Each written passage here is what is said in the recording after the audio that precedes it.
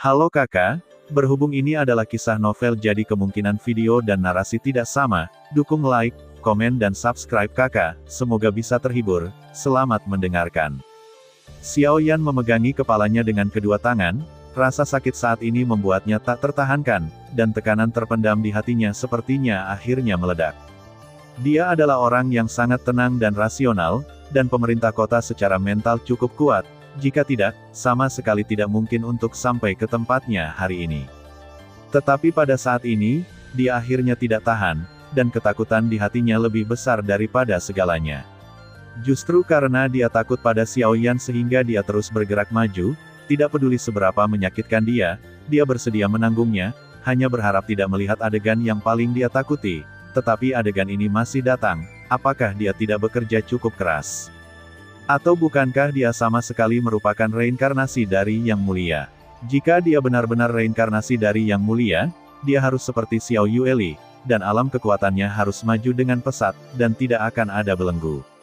Dan keabadian dewa membuat Xiaoyan berhenti pada kesulitan menerobos, dan membuat Xiaoyan, yang sangat ingin kekuatan, sangat bersemangat untuk apa yang telah dia lakukan, tampaknya telah menyelamatkan para dewa dan jiwa, tetapi sebenarnya itu merusak segalanya.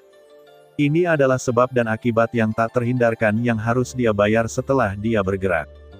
Jika Anda tidak menyelamatkan makhluk-makhluk di bintang-bintang itu, jika Anda tidak membunuh mereka yang terlalu hampa, apakah Anda dapat menemukannya? Xiaoyan mulai bertanya-tanya mengapa dia melakukan ini, apakah itu sepadan? Pada akhirnya, mereka menyakiti orang-orang terdekat di sekitar mereka, dan mereka harus menukar hidup mereka dengan hidup mereka sendiri. Apakah itu benar-benar sepadan? Pada saat ini, ada aura kacau dan gelisah di benak Xiaoyan, seolah-olah dialah yang benar-benar akan meledakkan dirinya sendiri, dan seni bela diri sejati yang telah dia panggil untuk waktu yang lama tidak datang seperti keajaiban, dan dia tidak muncul. Xiaoyan tidak tahu mengapa itu karena dia tidak ada di sini atau datang, dan butuh waktu. Tapi saat ini, dia tidak punya waktu. Kakak laki-lakinya dalam bahaya, dan klon Yuan Shen berada dalam kecepatan penuh. Tapi itu masih jauh, dan keputusasaan menyelimutinya. Ketika dia membuka matanya, yang dia lihat adalah kegelapan, dan dalam situasi putus asa yang gelap tanpa jejak fajar, Xiaoyan mengobrak-abrik segala cara untuk menyelamatkan dirinya sendiri. Dalam ingatan di benaknya, Xiaoyan tidak dapat menemukan jalan apapun, dan jantungnya berdetak lebih cepat dan lebih cepat. Dibandingkan dengan tubuhnya, hati Xiaoyan runtuh lebih dulu, dengan berkas cahaya yang tak terhitung jumlahnya terpantul di matanya, dan debu menendang. Bagaimana situasi kakak laki-lakinya? Xiaoyan tidak perlu memikirkannya lagi, rancang tidak meledakkan dirinya sendiri. Bahkan jika dia mati dalam pertempuran untuk Xiaoyan, dia tidak akan meledakkan dirinya sendiri. Karena dia baik, semua orang percaya bahwa Xiaoyan bukan hanya adik laki-laki junior mereka, tetapi juga mantan tuan mereka. Pada saat ini, kesadaran anti-inflamasi dimulai tanpa bisa dijelaskan. Gelap, dia tidak tahu mengapa tidak ada luka di tubuhnya. Waktunya telah tiba, ini adalah kesempatanmu untuk menerobos. Suara halus datang perlahan. Munculnya suara Anda mungkin benar-benar dapat menyelamatkan peradangan, tetapi saudara-saudaranya mungkin tidak. Saya tidak ingin menerobos. Jika kakak laki-laki saya mati dalam pertempuran karena ini, apa gunanya saya menerobos, dan bagaimana saya bisa melindungi Xiaoyan? Ingin bangun dari keadaan samar ini, tetapi pada saat ini dia sepertinya berada di kolam yang gelap, dan kegelapan melahapnya sedikit demi sedikit. Meskipun Xiaoyan berjuang, dia tidak bisa keluar dari keadaan ini, dan dia tidak tahu mengapa terobosan abadi ilahi seperti itu datang tiba-tiba, tapi jadi, itu terlalu berbahaya. Adik laki-laki, kamu menghilang. Ye Feiyu melihat Xiaoyan dari samping. Saya tidak tahu apakah itu masalah dengan garis pandang saya atau apa. Sosok Xiaoyan tampaknya tumpang tindih dari hantu yang tak terhitung jumlahnya. Tubuh bagian bawahnya telah menghilang. Ye Fei ada di kakak perempuan. Dia harus hidup, dia harus hidup. Xiaoyan tidak sedikit pun bersemangat dalam menghadapi terobosan itu, tetapi wajahnya penuh kesedihan.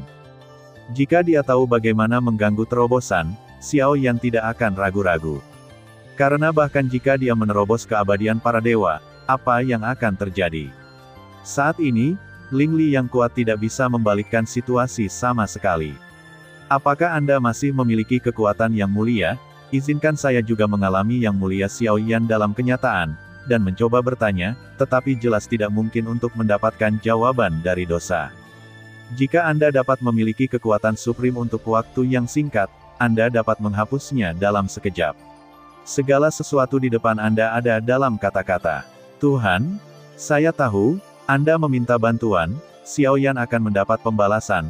Sebelum kesadaran Xiao Yan jatuh ke dalam kebingungan, dia hanya bisa berteriak melalui kejernihan terakhir. Zhenwu tidak muncul, maka dia hanya bisa berjudi. Lagi pula, dia melepaskan merpati yang diasapi ketika dia meninggalkan alam kuno iblis abadi. Pada akhirnya, meskipun menyusul, ia gagal mempertahankan anti-inflamasi. Xiao Yan telah berhubungan dengannya untuk waktu yang lama, dan sangat mungkin baginya untuk mengejar kegilaannya. Selain itu, anti-inflamasi di gerbang kuno kurang dari asap, dan saya suka kebiasaan mengintip, yang tidak baik. Dia sudah datang ke Sensi, dan bahkan telah mengikuti anti-inflamasi, dengan kekuatannya untuk bersembunyi sehingga dia tidak akan deinflamasi, dan itu hanyalah masalah sederhana untuk diketahui. Ye Fei berdiri pada saat ini, matanya berdiri, tidak tahu apa yang diteriakkan Xiao Yan. Dia tidak bisa mendengar apa yang dia teriakkan, tetapi hilangnya anti-inflamasi menyebabkan kewaspadaan Su, dan kekosongan itu tersapu ke arah anti-inflamasi dengan kecepatan tinggi, mencoba mengganggu anti-inflamasi, kecepatannya cepat, dalam sekejap mata, itu datang ke Xiao Yan. Xiao Yan pada saat ini belum sepenuhnya menghilang, meninggalkan dada dan kepalanya untuk melarikan diri dari bambu kosong, dan meraung, dan pedang hitam di tangannya dipadatkan untuk memenggal kepala Xiao Yan. Pisau tajam Siu memicu angin kencang dan langsung menuju kepala Xiao Yan. Pada saat ini, Ye Feiyu bergegas maju dan memeluk tubuh bagian atas Xiao Yan, terlepas dari hidup dan mati untuk melindungi bilah pedang hitam Xiao Yan yang dibungkus dengan paksaan, daging dan darah yang menakutkan, benar-benar sulit untuk menghentikannya. Xiao Yan berkata diam-diam di dalam hatinya. Tetapi pada saat ini, dia tidak bisa bergerak, dan bahkan apa yang dia lihat di depannya kabur, dan dia tidak bisa berbicara jika dia mau, jadi dia hanya bisa diam-diam mengatakan dalam hatinya, terobosan macam apa ini? Suara renyah besar menyebar dan pedang hitam itu hanya berjarak setengah jari dari leher Ye Feiyu, dan pedang bendera ditangkap oleh dua jari giok ramping, jari putih dan tembus pandang. Saya benar-benar mengatakan bahwa saya tidak mencintai keluarga budak. Ternyata saya selalu tahu bahwa keluarga budak ada di sekitar. Pada saat yang sama, suara seperti lonceng perak datang.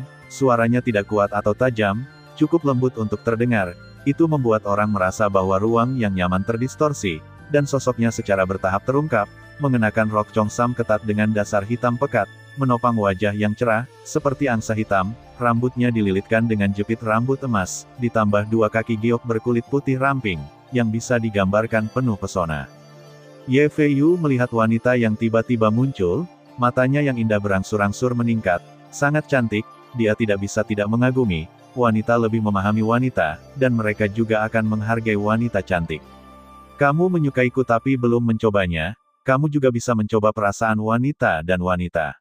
Segera, sepasang mata yang tampaknya mengandung bintang dalam menatap Ye Feiyu, dan bibirnya yang harum bergerak sedikit dan membuka mulutnya dengan ringan. Namun, pada saat ini, Xiao Yan telah benar-benar menghilang, dan dia tidak tahu kemana dia pergi. Dan hanya Xiao Yan yang bisa mengenalinya di sini, dan dialah yang mengikuti. Tuan Yuyan hanya dengan apa yang dilihatnya. Ada perbedaan penampilan asap, ya, tapi tidak. Terima kasih sudah mendengarkan kakak dan yang sudah subscribe. Untuk yang belum subscribe yuk subscribe kakak dan yang minat support jadi member klik tombol gabung kakak. Semua cerita sudah Mimin simpan di playlist supaya bisa kakak ikuti. Bila suka cerita Mimin jangan lupa subscribe channel Mimin dan share channel Mimin ke seluruh penjuru benua. Terima kasih.